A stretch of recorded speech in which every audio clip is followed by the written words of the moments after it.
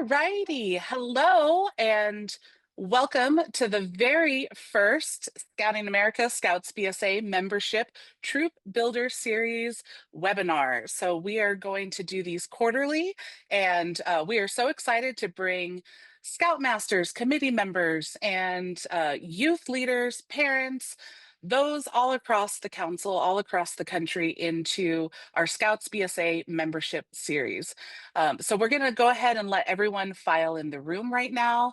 And hopefully, yep, it looks like we have lots of people joining us. So we're going to give it a couple of minutes to let everyone file in. Thank you so much for your patience.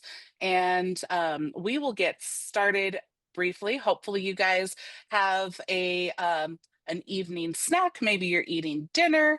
Hopefully you have your drink. I know I have mine. Hydration is important. And for tonight, if you want to interact with us, you can place your questions in the Q&A feature at the bottom of your screen. So those of you that registered in advance and submitted some questions, we have a whole bunch of those that we're going to be answering tonight. We have a great panel set up for us, and we're going to answer a whole bunch of questions. But if you have questions tonight, you can go ahead and drop those in the Q&A feature of the webinar. So without further ado, it seems like attendance has slowed down and our rooms are filling up. Let's go ahead and kick it off for an overview of what you can expect tonight. So we're going to get into some introductions. You get to meet our lovely panel that's with us tonight to talk all of their best tips and tricks on membership at the Scouts BSA level. And like I said before, if you want to drop a comment or you have a question, go ahead and put it in the Q&A feature at the bottom of the screen. This webinar is being recorded and it will be available for you to view. Give us a few days to clean it up and post it on the Scouts BSA program update page. And that's where you can find the recording of this webinar. We're also going to be interacting and engaging after this series, throughout the series. Like I said, we're going to do these quarterly, and we will have our Scouts BSA Facebook page ready with some really great tips and tricks and some resources that we're going to introduce tonight to you all that will help you have some calls to action and take back to your troops so that you can have success. We're going to get into our panelist discussion, and then if we have time, we'll do our live Q&A, and then we'll talk about the blueprint review and the next steps. So we have our lovely panelists with us tonight. And oops, it's too fast. So with us tonight, we have Patrick, and he is joining us as a Scoutmaster. Patrick, go ahead and introduce yourself, please. Hi, everybody. Thanks for joining tonight. I have had the privilege of being a Scoutmaster for 4.5 years of the Girls Unit in the Delmarva Council. But beyond that, I've actually been involved directly as a founder in 3 units, 2 troops and adventuring crew, and a supportive adult in the founding of a couple other units. And before that, I was Cubmaster, and now I also wear some kind of district and other hats as well. So thanks for joining. Wonderful. Caitlin. Hi, I'm Caitlin from Chester County Council. I am currently a Life Scout, but not for long. I'm handing in my Eagle Book to Council on Tuesday, so I'm very, very excited about that. Through Scouting, I got the opportunity to be a part of the National Youth Council, which is so much fun. And I also created and helped support some of the marketing efforts for the U.S. contingent of World Scouting Jamboree. So that's been a blast. Outside of Scouts, I am a senior in high school, so I'm very excited to graduate. It means I'm doing the whole college search thing right now. But I'm cheer captain for my school. I run the film club, and I want to be a communications student. So I run our TV network at my high school, which is very exciting. Thank you so much, Caitlin. And it has been a pleasure to be able to work with our youth council. For those of you that don't know, the Scouts BSA committee has a National Youth Council that we are able to pull for focus sessions, and you guys talk and give a whole bunch of ideas and review some content. And it's really great because this is a youth-led program. And so to be able to give these youth the opportunity to have a seat at the table and have their voices heard is so important. We don't just say that we're youth-led, we actually live it and breathe it. And so Caitlin being able to join us tonight, she just finished her time as a youth council. We're starting our next cycle, our next cohort of youth council members, and you will get to see them moving forward through our Troop Builder series. So Caitlin, thank you so much for representing your peers, and thank you for making this program possible. Guys, so much of the content was created and developed in conversation with her, as well as Catherine and Patrick. So Catherine, go ahead. Hi, everybody. My name is Catherine. I'm also in Delmarva Council. I also helped found 2 Scouts BSA troops, one for boys, one for girls, as well as a venturing crew, and I helped support the founding of another troop for girls as well. I served as advancement chair for, I think, about 5 years, and I really loved that work. And now I focus heavily on training. So in addition to the roles in my unit, I serve as my council's training chair. And I am really enjoying promoting the impact that training has on strengthening a unit's program, boosting membership growth and retention for both Scouts and adults, increasing advancement, and basically making Scouting more fun for everyone. So I'll look forward to talking a little bit more about that tonight. So I am so thrilled to be able to take program, training, membership. Fundraising is important too, because if we don't have it, then we can't follow through with our fund program. So we're going to link all of these into how that matters through membership. Thank you so much, Catherine. My name is Stephanie Sutter, and I am the Scouts BSA membership chair. I am out of High Desert Council. That's in New Mexico, far west Texas, and southern Colorado. And I have been the council's VP of membership for the past several years, and recently just stepped down from that role to step into this position as the Scouts BSA membership chair. I have 2 kids in the program. One that I am actually really excited to announce for the first time. He just passed his Eagle Board of Review right before this call. So I am the proud mom of an Eagle Scout, and I also have a Cub Scout daughter. And membership to me is more than a number. Membership is something that we are making a difference in our communities and in our kids' lives, and we're seeing the growth, and we want to encourage more people to come and join. So I'm thrilled to be here with you all tonight, and thrilled to have this panelist. So enough about us, and let's get into why now, and what are we going to be focusing on. So this is the season right now for crossovers to start, hopefully, picking which troop they're going to join. So tonight we're really going to focus on bringing over those crossovers, building those relationships with the packs, and those younger families, and bringing them into the program, but also keeping them excited about the program.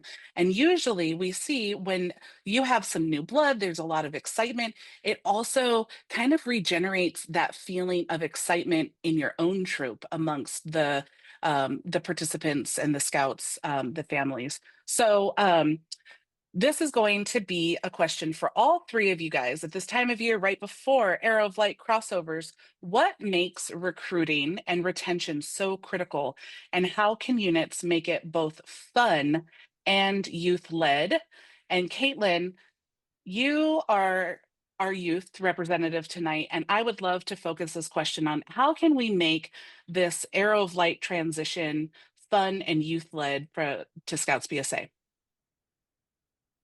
Yeah, so I know, and all I can speak for is my troop, right? My troop, we do a fun recruiting night for all of the Arrow of Lights who are crossing over. And so what that entails is each patrol, our PLC plans it so that each patrol is responsible for something. So one patrol is responsible for like bringing soda, and one patrol is responsible for bringing chips. And we kind of have like this big not like party, but it's like a scouting party, right? We focus on basic scout skills while giving these Arrow of Lights an opportunity to really gauge what our troop is about. I know that my troop has specific interests in like comic books and musicals, and so we really try and focus on maybe like of 40% scouting, 60% fun for this meeting specifically, because we want to give these Arrow of Lights the opportunity to kind of gauge who we are and if it's a good fit. Because most likely they're looking for fit within troop and not fit within programs. So we really try and make it fun and give them the opportunity to make friends and see who we are. Thanks so much, Caitlin. Yeah, one thing, Stephanie, I'll jump in with kind of the adult scoutmaster, adult leader perspective is we had our PLC plan stations, kind of like Caitlin just described. But behind the scenes, the other things we did is we encouraged the PLCs to, if we're doing this visitor night, bring a friend night, not limit ourselves to AL crossovers. We did, so it was very much a fulfill that first class requirement, encourage that. On Facebook, we would advertise through geolocation. I know that some units have more success than that with others, but we generally would get 4 or 5 visitors each time that we did that. And so from a program standpoint, from the adult side, we made it very much, the PLC's got what's going on at the meeting. What are other ways that we maybe can find families that are new to scouting or might just be, encouraging our PLC to, encourage scouts to get that first class bring a friend requirement. Thank you so much, Patrick. Catherine, I know that when we were talking ahead of time, that you talked about having the calendar available to the parents, connecting with the parents and being able to also bring them into just how the troop operates and kind of the expectations. Can you talk to us a little bit about that? Right, absolutely. So one of the reasons I think crossover is so critical is because first impressions matter, right? And it's not just for the youth. We want to make sure that we're offering them a really fun night that is a lot of fun, but is also backed up with a strong program. Um, but I think that it's the first impressions matter for the parents as well. I mean, because ultimately they're the ones who also commit to bringing them each week, making sure they have dinner first, getting the uniform, all that stuff, right? So we need their buy-in too. And the thing about Scouts BSA is it looks a little chaotic, right? And that is by design, but they need to know that, right? They need to know what youth led looks like, and we need to get them on board with that, so that when we say, that's a great question, ask your scout, they understand what we're doing. They get the wink, right? So what we do is, and this is also a great way to model our trust in the youth, is once we get the kids all squared away with the stations and having a great time on the visitor night, and they're ready to see their parents step away for a minute, we take them in and have a parent meeting. And it's a great opportunity to share a little bit about our culture, say what we do, particularly if we have folks who have not had a scouting background. It's a great way to give a little bit of background on what this is, really. We get to explain why is it that all the adults, with the exception of an ASM or two who's out there just kind of holding down the fort and monitoring things, why did all the adults move inside, right, to the parent meeting? And when we do that, it's important to have a packet available. So giving them the calendar, showing them a basic packing list, it's enough information, but not so much that it's overwhelming. Talking a little bit about how we fundraise, how we pay for things, what the cadence is, how often we camp. Yes, we camp in the cold too. All those things to answer their questions, the real specific ones as well as the big picture ones. Like I always get one on, will this really help my kid get into college? So that's a fun one. So that's something that we do, and it really gives us an opportunity to talk about youth-led, adult guided, and supported. And that is so important to be able to tell the parents about this. So while we want the scouts to join the unit that fits them, that feels right to them, right? We're going to talk a little bit about troop culture and activities and the things that they're interested in, but we want the parents to be able to feel comfortable about that. So people join people. Yes, Catherine. Just want to add one more thing. Another thing that it is really important to have at that visitor night is a sense of when the other troops around you meet, Yes. because our night isn't going to work for everybody. We might be a little bit far away and they just didn't know that there's a unit closer. So ultimately, I don't think that we're in competition with the other troops in our area. We are all just trying to get kids in scouting, and wherever they plug in best, whether that's because of the night or location or just a unit culture, it's really important to be able to help parents find those units that best fit for their child. Thanks.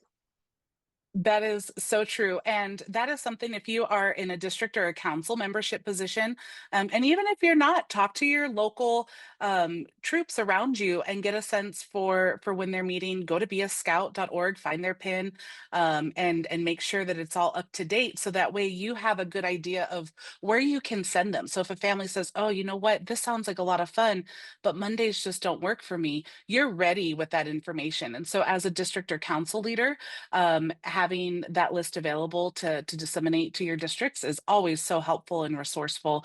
And that's also another plug for Roundtable. We'll get into that a little bit later. But you know, again, people want to connect with other people and they want to join the people. The organization is great, but they're building connections and relationships. So, so some keys to recruiting success is the youth, inviting youth, and whether that is at the meeting that the youth have already come to, right? And Caitlin put out that really great, you know, each patrol is in charge of a station, each patrol is in charge of bringing something.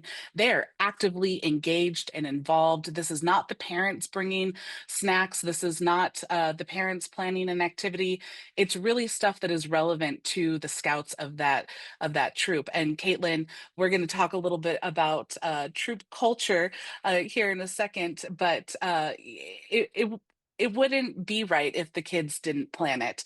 And so then having the parents connect with the other parents, like Catherine said, pulling them aside and showing them that separation, and also the encouragement that exists from youth led and Scoutmaster supported. And then let's get into this troop culture. So keep it fun, keep it youth led. Caitlin, tell us a little bit about how you are doing this in your unit.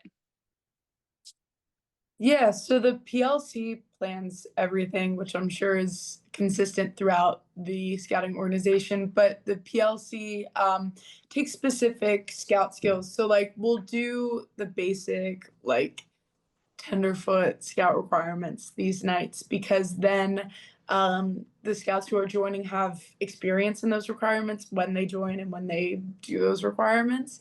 And then we also try to not like buddy up people, but we definitely are like, hey, the scout's a little bit quieter, you know, go and talk to them and make sure that they're doing okay. So we definitely try to have people there to like talk to other people and support other people. So those Arrow of Lights or friends who are coming for this recruitment night definitely don't feel alone, and they feel like they can have like a buddy that they can always like refer to and talk to. But we always just try to have basic scout skills, as well as like people who are conversational and people who aren't just going to be like, this is how you do a square knot, but people are like, how are you? This is how you do a square knot, you know? So definitely trying to make it more of a conversational night instead of a like instructional night. That's perfect. Thank you so much, Caitlin, and keeping it engaging, and the youth really reaching out to those wallflowers that maybe are shy. You know, everything's intimidating at first, and these are some of the things that I think, even though they're simple, we often forget because it's the most basic, fundamental idea of how to be inviting and welcoming. And so again, building those relationships, having them feel welcome when they come in, following up with, hey, we'll see you at the next meeting. This is what we're doing. Not every meeting is going to be a super fun, exciting, high energy meeting, right? Sometimes you're planning menus. And so, Caitlin, tell us how you handle those meetings. Yeah, so our PLC has it planned. We have a PLC meeting per month, And what we do is we try to have, we go camping once a month. So we try to have one menu, one like trailer packing meeting, because we have to do that to prep for the camping trip. We try to have two like rank requirement, like here's a merit badge class you can do, or here's we're gonna work on these requirements and these people are gonna teach this. And then we try to have one meeting a month that's like more fun. So especially in like the fall and the spring, we try to like play outside games. When Among Us was really popular, my troop did like an Among Us in real life, but in order to complete the tasks, you had to like complete scout skills or different things like that. So we try to have like themed fun events. I know in October we're definitely having our Halloween party, which is always super exciting. There's like a costume competition and pumpkin carving, and like we play games and run around. So we definitely try to have a balance between like we're business, we're ranking up, and like this is my group of friends that I like to hang out with. So definitely striking that balance is something that my troop does that I think is incredibly important and something that's really made me want to engage with the program more. Thank you so much. So in keeping it youth led and engaging our scouts of all ages in the program, and I know we're talking about crossover tonight. Like I said, this is the Troop Builder webinar series. We're going to have follow-up webinars quarterly to talk about different age groups and in the scouting community, outside the scouting community. But there is a way that we can kind of get the younger scouts excited. So while they're not Arrow of Lights ready to cross over, we want them to know that there's more beyond Cub Scouts. There's a exciting journey ahead of them. And we want them to stay in the program long enough to join us. But this also all definitely applies to community members. Anytime you have these fun nights and like the Halloween party and stuff like that, it's always a great time to bring a friend. So if you're looking for specifics on that tonight, just remember anything that we're talking about in relation to crossovers and bringing them in, bring a friend, like Patrick pointed out in the beginning. But Patrick, tell us about the smaller troops and bringing in some of those younger scouts. Yeah, there's a couple ways because a lot of times we think of, oh, somebody has to be a Weeblo or an AOL to start looking. And it doesn't have to be the case. Yes, those younger scouts can't go on campouts, etc. But for example, our troop at an early Eagle Court of Honor, we invited all the girls and cubs, regardless of their age in the area, to be part of the color guard. And I'll tell you what, we had a bear come at that point, and that bear just passed her Eagle Board review at age 13 because she was so inspired of participating in that color guard while a bear. And she's like, I want to do that. And so things like courts of honor, fundraisers, other activities where community is welcome and younger cubs can come observe, that builds the relationships. So den chiefs don't have to be just for AOLs. Den chiefs can be for Webelos or involved in helping younger dens appropriately. So there's ways to get that involvement out there. I mean, I talked earlier about geofencing and kind of things like that to invite community members in, being visible with your fundraisers, promoting those on social media so the community knows you're out there, as opposed to maybe just your chartered organization signs, whatever ways there might work. Every community is gonna be a little different, but expanding the horizon beyond just your weekly meeting as to other opportunities that maybe youth can participate. And keep in mind, the other thing, especially for, we're talking crossovers right now, but for youth that are outside of scouting, that are maybe 6th grade, 7th grade, already age 11, keep in mind the Guide to Safe Scouting shows, notes that they can attend as prospective members at camp out or things like that. So you can invite those older youth along on an activity to try it out. And that can be a great way for them to get a sense of the fun and the adventure. I want to add, you mentioned, Patrick, the fundraisers, and maybe we've all heard this, but I remember when it was a new phrase to me, and it kind of really framed things for me well. We're not selling popcorn or wrapping paper or magazines or whatever it is we're selling. We're selling scouting, And so when the youth are out there and visible and doing whatever the fundraiser happens to be, it's a really great opportunity to be ready to talk about what this is, because you never know who you're going to encounter. We went rock climbing, and a family with two young kids were walking through the park, and they were just watching these big kids rock climbing, and they said, "What is this?" And they were from another country and not necessarily familiar with scouting from their home country. And you know, they left with the website open on their phone. So you just never know, you know, when your opportunity to reach kids who have not been involved will pop up for you. That's fantastic. So, how does training connect to membership? So, Catherine, I know you wear the training hat proudly, and you are always applying training to every situation. And we know without a successful, fun, engaging program and patrols, we haven't used the word patrols yet. If we don't have functioning patrols and PLC, Caitlin, what would that look like if we didn't have that?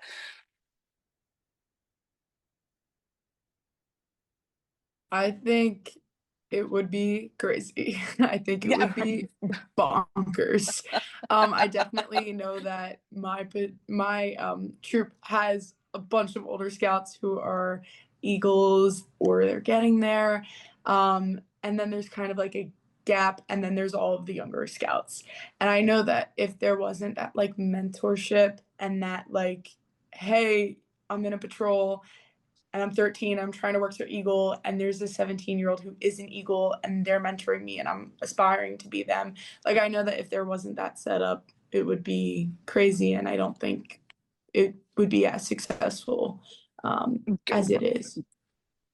absolutely. So the patrol method works, and it keeps the scouts active and engaged. And we'll talk a little bit about using the PLC. But Catherine, how does training influence and recruiting and retention? Okay. I love this. Um, Shall I put a timer on you, Catherine? Right? We could talk yes, all night please. long about this. It used to be I could make anything an advancement opportunity, and now I can make anything a training opportunity. Um, well, as I said before, we can have the best joint scouting night or, you know, friend raiser, or, you know, we can have a great event. But if we can't back it up with a really strong program that's going to be engaging, you know, on all the other weeks, then we're missing an opportunity, right? And you know, that those are the opportunities when people drift away. Um, and so we want to make sure that we are all prepared to be delivering a really strong program the way it's intended to be delivered. And a lot of that comes down to training and a culture of training in your unit, and you know, being really thinking about it as we're modeling the continuous learning that is built into the program for the youth. And if it's good enough for them, it's good enough for us, right? There's always more to learn, and always something we can be doing better or differently or more tailored to the youth we have, no matter how long we've been in the program. So I'm a big believer in, you know, setting a goal to have all the adults in the unit trained, and not just the minimum training, but the basic training that earns the trained patch, right, on the sleeve. And then there are some great supplemental, you know, trainings out there too, of course. So, you know, here's what we know. I mean, we know that there are measurable benefits to training. You have a stronger program delivered as it's intended.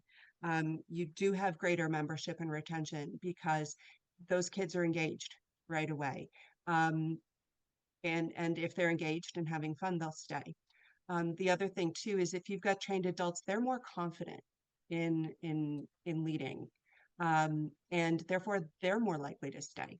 And that's great, because how many of us get a little burned out sometimes when we don't have enough other adults helping us lead, right? Giving us an opportunity to tap out for a camp out every now and then, and recharge and come back in. You know, it doesn't all have to be us, but that only works if people are prepared to do that and having a good time and feel supported. So let's see. I think that you also see more consistent advancement in units that have a greater number of trained leaders. And you can raise more funds, and you're just having a lot more fun. And that is what keeps the kids. Yes, it's, it's the measurement of, being able to work through the ranks, and there's a lot of, pride that comes in that, and of course, but it's just, advancement's one of the methods, right? And so I think those are really the advantages of training.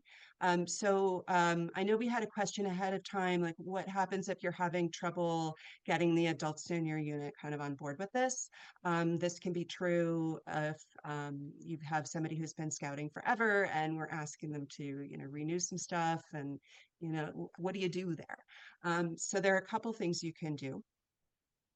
I think it's fun to work with the PLC to set a challenge for the adults in the unit, and if they reach their training challenge, have a reward for them. Maybe the chartered organization can set the challenge. Because you can ask the chartered organization to request that your unit leaders become fully trained. I mean, that is a policy that they can set.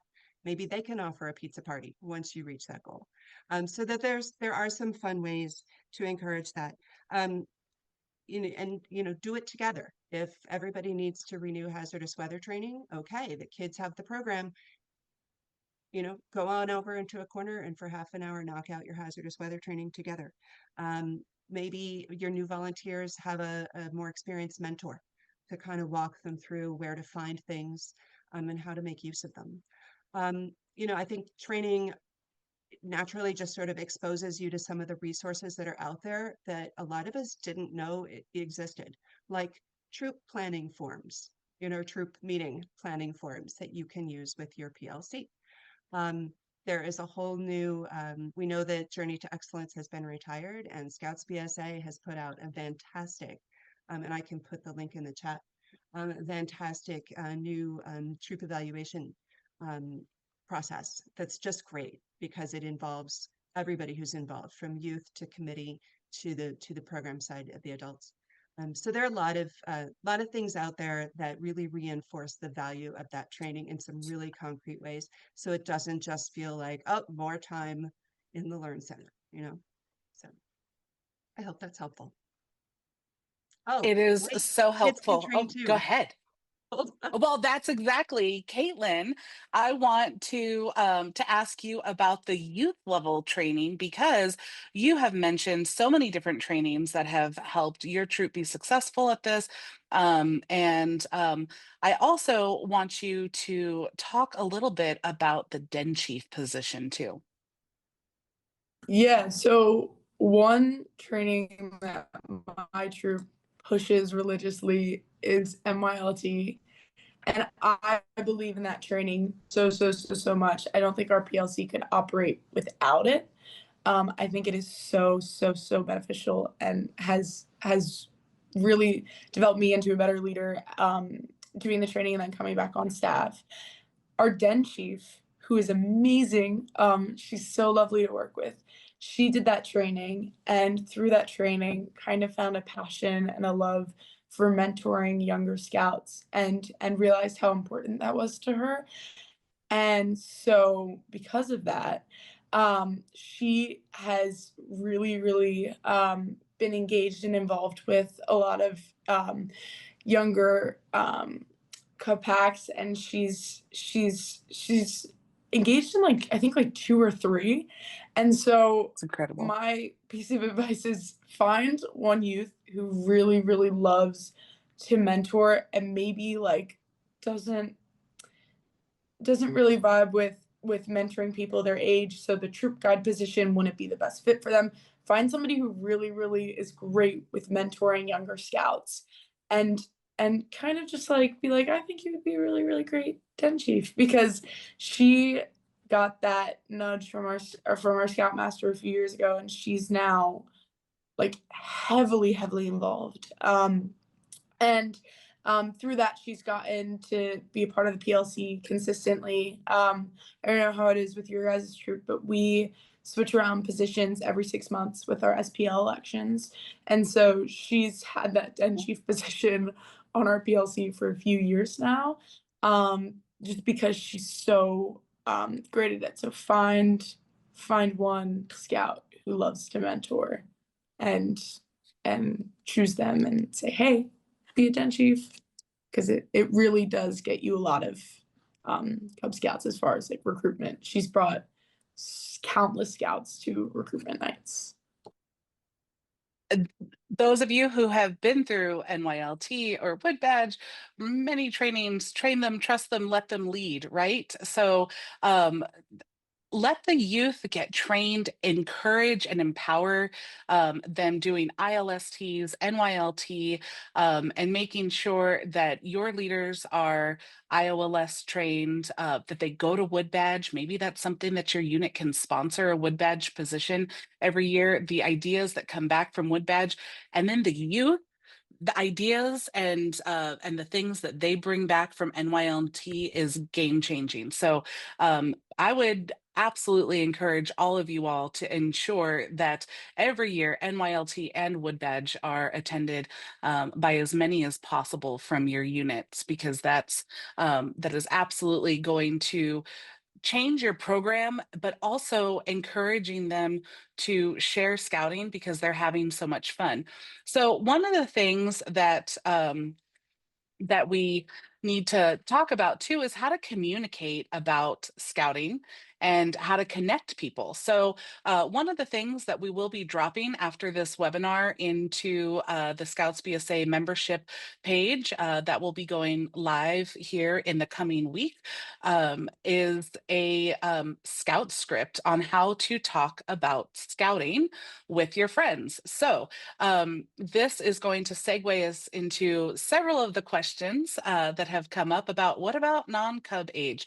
And again, it is Arrow of Light, kind of checking out the different troops season. So this first Troop Builder series is focused primarily on the crossover and not just getting them, but keeping them, because keeping them is key, and recruiting them and retention is nothing if you don't have a fun program and you can't communicate and connect with them. So one of the tools that we've developed is basically a really great talking script that's going to let the maybe shy or someone who hasn't gone through public speaking yet, or maybe is working on public speaking merit badge, on how they can talk to their friends, their peers, and community members about scouting. Because so often, we scout in basements and we camp in the woods, and people don't get to see all the cool, fun things that we're doing.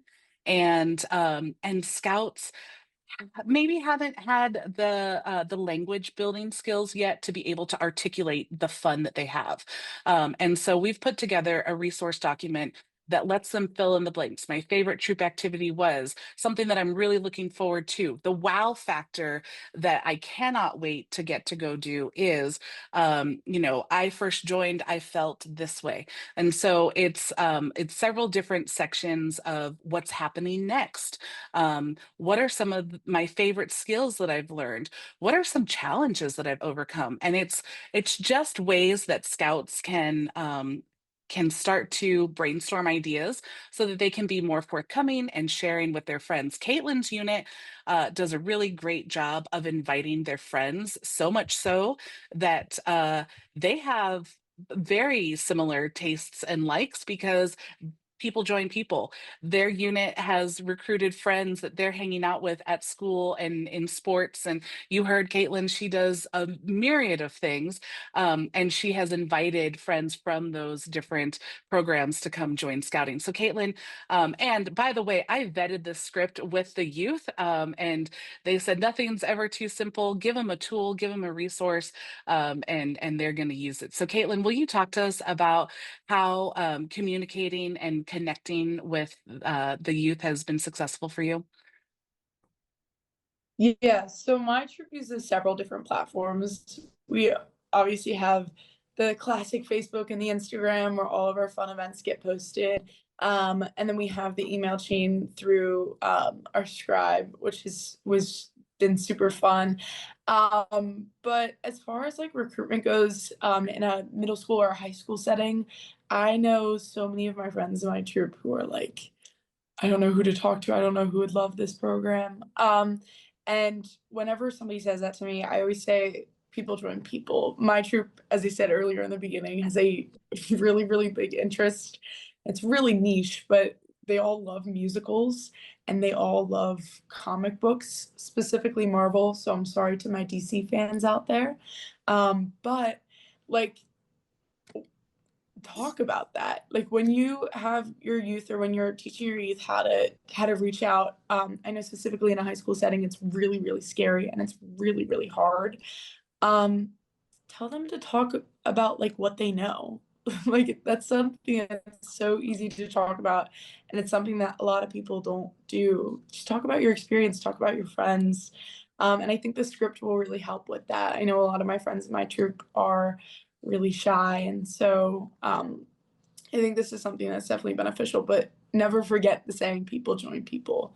I think that's something that's really worked wonders for our troop, and has really stopped our troop from trying to be the troop that other people want them to be instead of just being the troop that they are. Like, I remember a few years ago at recruitment events, we would like be like, oh my gosh, hi, how are you? It's so nice to see you. And we wouldn't talk about any of our interests.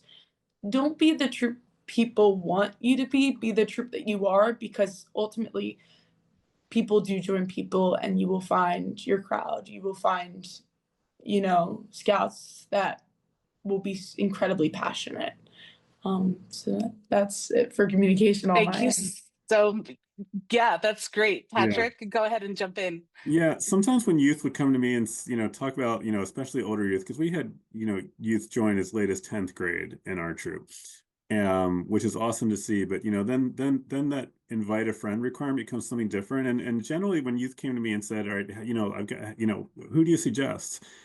The thing I would say to them was often, if somebody invited you to an activity they really loved, would you mind them inviting you? Would it be awkward or embarrassing? And they generally like, no, I wouldn't like view my friend as being awkward or embarrassing. And we kind of use that as a starting point for, where the conversation then went from there is if they could kind of, reverse the situation. They found that, surprisingly helpful to kind of get the perspective, oh, I wouldn't think my friend was weird to invite me to something they loved. So it made them more confident. And the other thing, just, again, from the Scoutmaster and adult perspective, I always started my Scoutmaster conferences with, are you having fun? That was always my first question. And the second question, if they said yes, which they always did, was, okay, tell me what's fun. And it reinforces this feedback loop of this is fun. And, we heard youth over and over again saying, I'm doing things I never imagined I'd be doing, rock climbing, rafting, caving, whatever it might be. And so it kind of reinforces and we found it got youth more confident in inviting their friends. I love that. And that is one thing that, are you having fun? I think so often Scoutmasters are asking, what's been your favorite, event recently? Are you enjoying the troop? Or what would you like to see differently? But just plain and simple, are you having fun? I think probably elicits a variety of answers that then you can then, pull from them and get more ideas, and just encourage them, go share that with your friends. So the inclusion and welcoming culture is going to be huge. We're just going to kind of come full circle with that. We started with, when you bring them in, Caitlin talked about making sure that the youth are present and they're ready to receive any guests that come through the door. And we know that guests can show up any night of the week because we have Be a Scout pins, and people can search meeting locations and show up and come and join your unit and try them out. And we want to encourage them to come and drop in and visit. But having the youth aware about that is key, because the youth leaving that first impression is going to be a lasting impression on the scout as well as their parents. So speaking from a parent standpoint, it's just so nice to be able to launch your child into the program and know that there are youth that are looking out for them. Caitlin said, looking out for those wallflowers, engaging with them, trying to maybe bring them out of their shell, do something fun. And if it's a super, maybe not high energy meeting and it's menu planning, they already know when their next meeting is because of their PLC, their planning, their program calendar that they have set. So they're like, hey, this meeting, we're about to go on a camp out. And this is what we do, once a month, right before we go on a camp out, we all get together and do our menu planning. But this is, part of the process. And so they get to get a taste for scouting, but you let them know, come back at this next meeting when we're done here. And Caitlin, you even said you engage them in the menu planning process and ask them questions and get their input. And this takes us to a really great question that came in the registration was, how do we bring non-registered scouts on camping trips?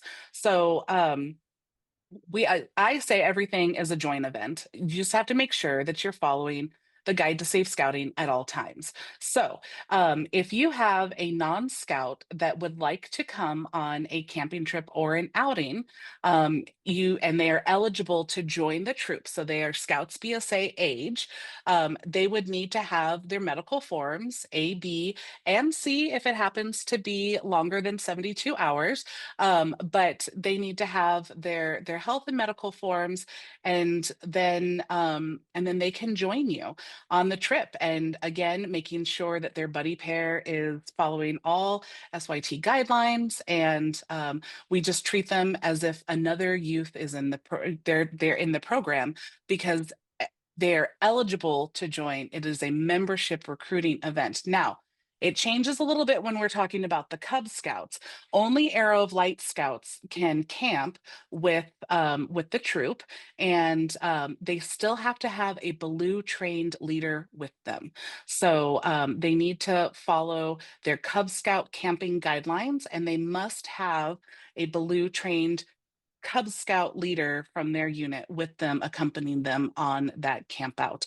So we can involve these Arrow of Lights and new potential non-scouts in our fun outdoor adventures. We just need to make sure that we're following the Guide to Safe Scouting and Safeguarding Youth requirements. So that is a quick way to get them to get a taste of scouting. One of the ways that our unit, my troop, I'm going to talk a little bit about my home unit. We communicate with our families using the Band app. And so I know that there are several different apps and communication tools that are out there, but we actually chose to go to the Band app and use Kid Band feature. So that way our younger scouts that are coming and joining the troop have that autonomy, and they are following all of the SYT guidelines. They can post, they can see, there is no private messaging, there's no one-on-one messaging. So we have a troop band, we have a PLC band. So anytime that you are in the PLC, you get invited to that PLC band. When you're not in PLC, you're so kindly booted, and the PLC band is just specific for the PLC to be able to plan, and the SPL is primarily driving the band posts in the PLC, as well as the troop band, and the Scoutmaster can jump in as well. We also have our new member coordinator that hops in each of the patrol bands and the PLC band, and it will be able to tell them, hey, we got a pin from our BS Scout, and we have a new family visiting us tonight. I just want you to know that you're going to have a visitor, so make sure that you're looking out for them. So our new member coordinator who's paying attention to those Be a Scout tags can drop in the band and communicate that. We have our calendar there. We can do all kinds of sign-ins and check-offs. So anyways, I encourage you all to look at Band. It's been really great to be able to give the youth that control and that power and organization of what to expect, and the safety of communicating that. So we won't go too much into that. You guys can definitely look through Band and see if it's right for you. But we are going to go ahead and wrap up with some great questions that have come into the Q&A. And I also want to let you all know that all the questions that you submitted before the webinar, the questions that have been submitted now, we're going to go through and categorize, and we're going to make a Troop Builder series Facebook posts that will address a lot of these commonly asked questions that are really great ideas. And because we want to make sure that you feel empowered to do unit level recruiting, that you're working with your youth, you are planning, you're allowing the PLC to have program planning, and you have a membership minded PLC, because sometimes youth aren't. I mean, Caitlin is definitely unique, and her peers, in that they want to grow their unit. They want more scouts to join the fun, and so one of the things that we have developed as a tool for you all is a membership checklist of retention and training and program.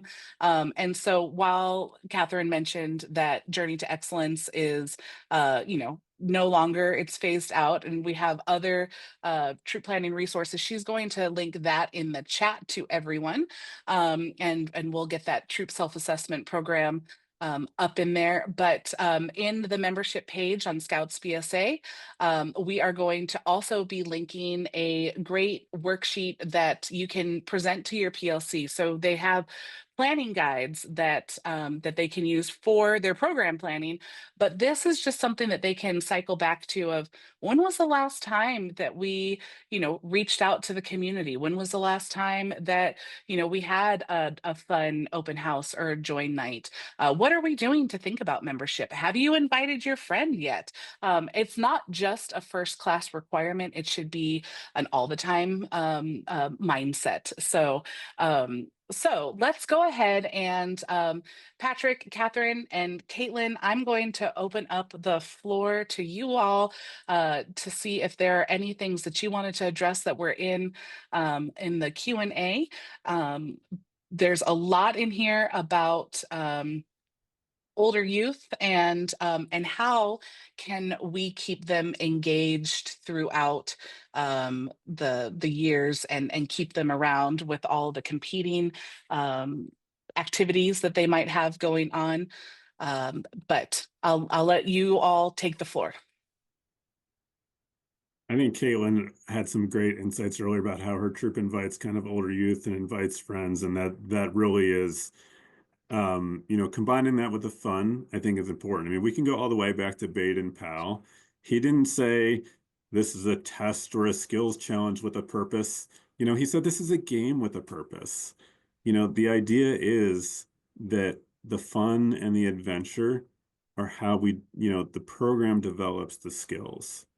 And I think sometimes with those non-scouts that haven't maybe come through Cub Scouts and aren't as used to the uniform, I mean, the youth coming up through the Cub Scout ranks, they're used to the uniform. They know the oath and the law. Sometimes it's that, look at all the fun you have. Look at the adventures we do. Look at the camping we do.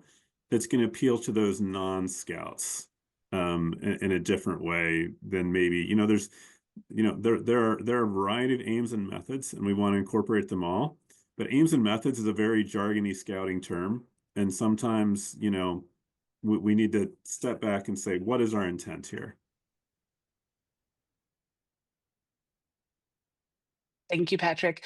Caitlin, so you made a comment when we were talking about all of this, that you are the troop's secretary and you do the weekly newsletter, but you're also very active and very engaged in extracurricular activities outside of scouting.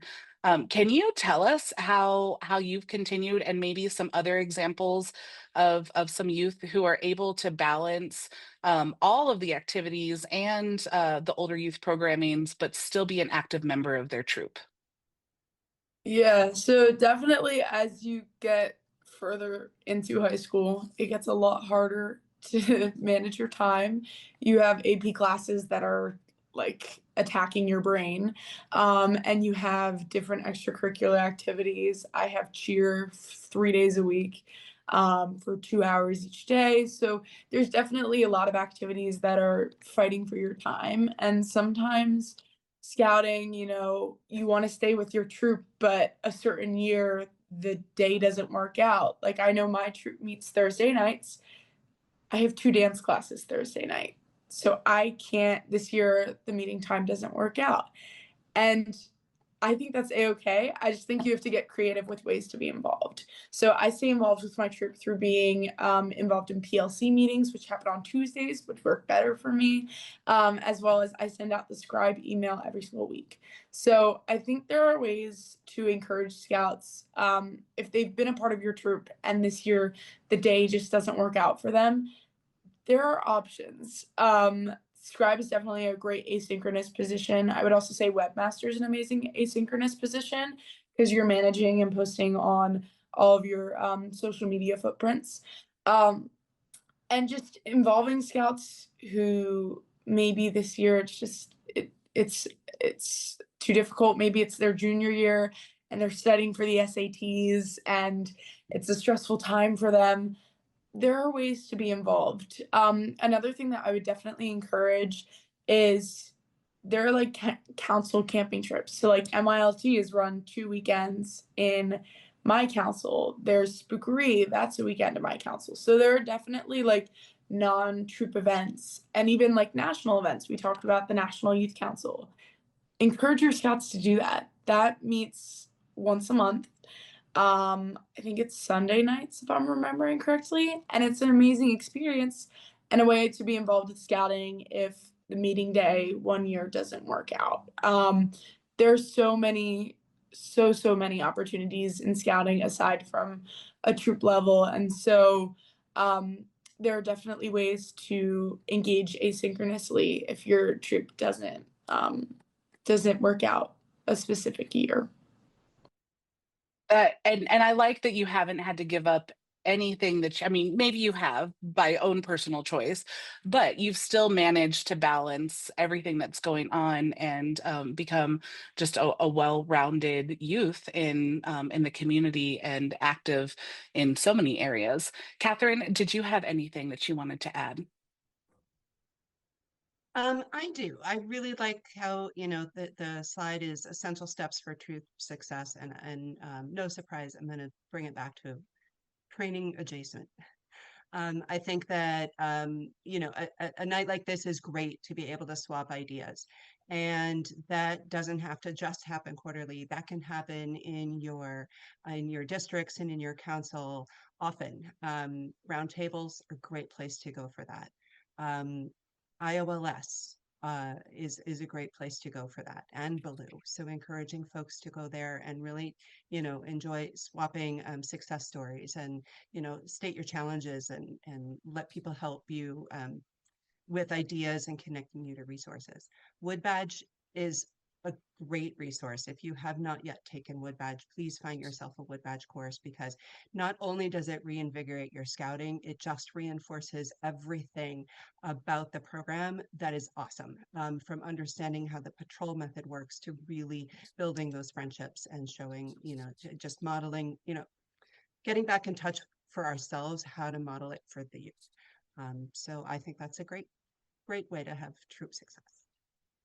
Thank you so much. Well, we are coming to an end, and you all had some really fantastic questions. You submitted a bunch prior to, and we hopefully answered just a smidgen of them to at least maybe get those brains churning on. Hopefully, the next action that you take is going to your PLC and saying, "What do you want to do? What is your idea?" Listening to your youth, listening to your SPL, pairing them up with a, a community event, or talking to the den chief, hey, how can we go support that pack that you're helping out with? Give them ideas. Also, send them to the Troop Leader resource page. There's so many different resources in that hub. There's the troop planning guide, there's program planning, there's training ideas, there's so much. So please remember to go to your PLC and ask them, how can you help grow our troop? And you can bring them some tools. Like I said, we're going to be following up with the Troop Builder series. The next one will be in the January, February months, and we will post that on Facebook in the coming days. We're also going to have the recording of this webinar for view, and we would like you to engage with us on our Scouts BSA Facebook page. So I know Patrick has some last thoughts that he wants to close us out with, but we thank you guys so much. Go ahead, Patrick. So there's two things I want to share from scouters around the country that have inspired me. And so I'm stealing their phrases or borrowing their phrases. But one, it's a great time to be a scout. Scouting offers opportunities for kids to do things outside that they don't get the chance to do a lot of other places. And so that might take some, we're hearing a lot about, how do I do this? And some of it is, it may require some creativity to recruit members. And so there's another phrase that I've heard from a scouter I really admire, and that's tradition rich, but not tradition bound.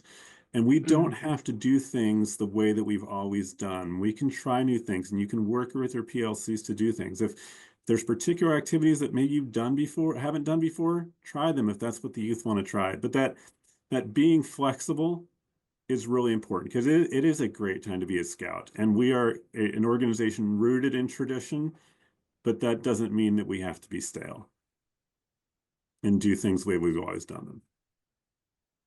Wonderful. Catherine, Patrick, Caitlin, thank you all so much for joining us tonight. Shout out to Garfield. He is our staff advisor at the Scouts BSA committee. He has been helping work the chat and all the things behind the scenes. And we value your questions, your input, and your ideas. Please join us over on the Scouts BSA Facebook page. There are many more ideas to come. We have a Membership Monday series that is a post every single Monday to give you ideas, tips, tricks, to always be thinking about membership. And then follow us along for the Troop Builder series. Every time that we come, we're going to have youth representation, and it's going to be an exciting time to grow scouting and share your love of the program. So you guys have a great night. Thank you so much for your participation, and we'll see you around the next one. Bye.